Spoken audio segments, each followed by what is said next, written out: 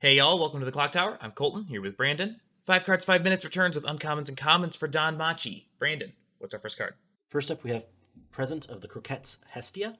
When placed on stage, you can choose one of your opponent's characters, send it to memory and back. That allows it to remove cross-turn effects. The second ability is a half Fumio, which is a pay one, pitch one. Your opponent chooses one climax in their waiting room and then shuffles back everything else back into their deck. So it's a potential way to be able to decompress your opponent, especially starting in the mid-game to be able to push additional damage. These are two individual tech profiles that you would probably consider running if they were on their own cards, but putting both of them onto one card means that this is an easy one-of include in basically any DanMachi deck that's running blue.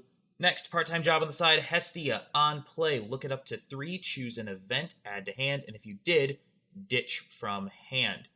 Also on play, choose one of your opponent's characters, and that character cannot move until the end of your opponent's next turn.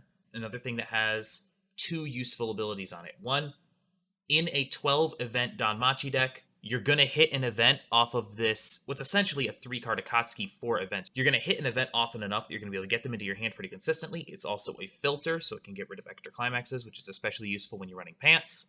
Also, the ability to lock one of your opponent's standby targets in the back row.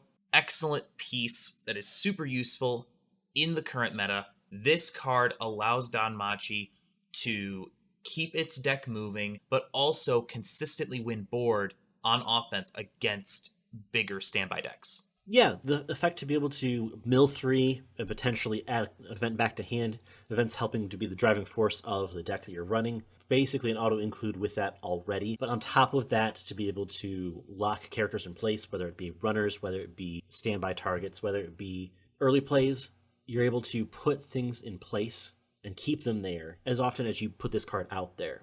The next up, we look at the Hestia Knife. This is the big event for the package itself. You need a character with either Hestia or Bell in name to be able to use the card, and you have to have Bell in name to be able to play it on the counter step. So, if you have a character Bell, which is your level 1 combo, which helps you get this event into hand, you can then turn around and use it on the counter step. This is a torch event, essentially, that allows you to be able to look at the top 4 cards of your deck, choose one character that has a trait on it, add it to hand, and put the rest in the waiting room.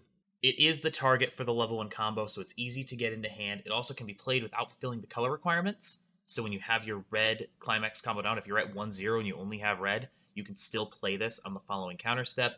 It can be played on the counter step, so it can be used defensively. If you're in a bad deck state, you can essentially mill 4, and if you have the Brainstorm on board as well, you're essentially milling 5 out of your deck on the counter step, so it can help you get out of bad deck states. Next, the 1-1 event, Pyonkichi. Choose a character in your waiting room, return it to hand. Choose another character. That character gets 4,000 until end of turn. This is really useful because it's essentially pay 1, pitch 1, salvage, because you're ditching this event out of your hand, but it also gives 4,000 power to something. This allows you to clear basically anything. This event can get you over basically any standby target. It can push you into the 14, 15, almost 16,000 power range when you have all of your stuff on board. I think what's really interesting with this event is that there's actually a card that can pair with this to make this event costless. So turning a 1-1 event into a 1-0 event that grants 4,000 power and salvages a character makes this card an auto-include with that other card. Last up, we have Moment Between the Two Ice. When this card is placed on stage or by the effect of the Encounter by the River, Ice, and Hestia, you can heal. This combos with the choice trigger, and on attack, you're able to pay 2 to look at the top 3 cards of your opponent's deck and put however many of those cards back on top of their deck in any order and putting the rest into the waiting room. We haven't talked much about the choice package. Obviously, like, Pants Salvage has been dominating the conversation around DanMachi, but this is interesting. This can be put on stage by a level 0. It also has another 0 that when the choice trigger is down and you trigger it, it becomes a choice trigger itself. So it's 12 choice, and it also plays really nicely with that 2-1 that we talked about last time, that you can use to keep your opponent from playing backups. Pretty capable closing combo with a decent package around it.